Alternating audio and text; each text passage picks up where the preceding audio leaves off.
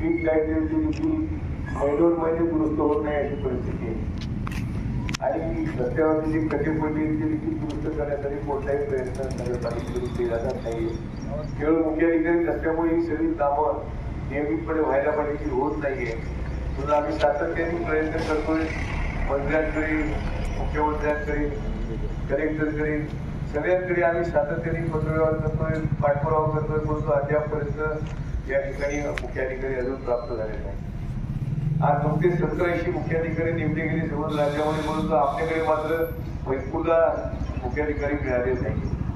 हे असंच जर चालत राहील तर लोकांचे काम कसे होणार, त्यांची अडचण दूर कशी होणार, त्यांना जो त्रास होतोय तो कशा प्रकारे दूर करता येणार, यासाठी आम्ही आपल्याकडे आलो आहोत. आणि आमची मागणी आहे की तुम्ही आज प्रशासन या ठिकाणी प्रशासन म्हणून आपला अधिकार आहे तेव्हा ही जबाबदारी आता आपणच घेऊन यापुढे नगरपालिकेच्या सर्व अधिकाऱ्यांकडून ही कामं करून घेण्यात नियमितपणे. आणि सगळ्यात महत्त्वाची चिंतेची बाब अशी आहे की कोणतीही कामं न होता परस्पर बिलं काढली जात आहेत आणि बोगस बिलं मंजूर केली जात आहेत. जे शहराचा पैसा जो आहे तो वाया चाललेला आहे. त्याच्यामध्ये तपासणी काम झाली की नाही ही खात्री देखील करून घेतली जाते. मुख्याधिकारी प्रभारी आहेत ते फक्त येतात बिलांवरती सह्या करून निघून जातात. प्रत्यक्ष कामं न होता लाखो रुपयाची बिलं इथे मंजूर केली जातात आणि याच्यामधून शहराच्या रकमेचा अपहारच एका अर्थाने होतोय अशी परिस्थिती आहे. तर हे सगळं दुरुस्त करायचं असेल तर कोणीतरी इकडे लक्ष देणं आवश्यक आहे. जबाबदारी घेऊन मी कलेक्टर साहेबांशी बोललो.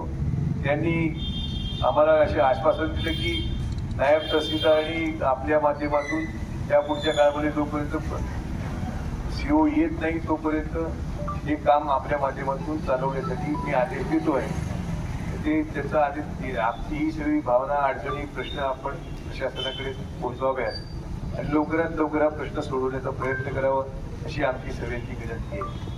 नाहीतर आम्हाला हे आंदोलन आणखी तीव्र करावं लागेल आणि जनता एकदा रस्त्यावर उतरली तर मात्र सरकारला प्रशासनाला हे सगळं आवडणं कठीण जाईल आणि लोकांची देखील सहनशीलता किती अंत पाहायचा हे सरकारने ठरवलं पाहिजे, प्रशासनाने ठरवलं पाहिजे. इतका दीर्घकाळपर्यंत जबाबदार अधिकारी नाहीत तर मग कामं चालतील कशी हा खरा प्रश्न आहे. त्यामुळे ही जबाबदारी मग तुम्ही घेतली पाहिजे.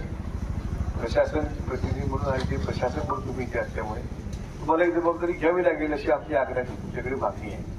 त्यासाठी आम्ही आपल्याकडे आग्रह आहे. त्याचबरोबर आमदार निलेश राणे यांनी अहमदनगर येथे मुस्लिम समाजाच्या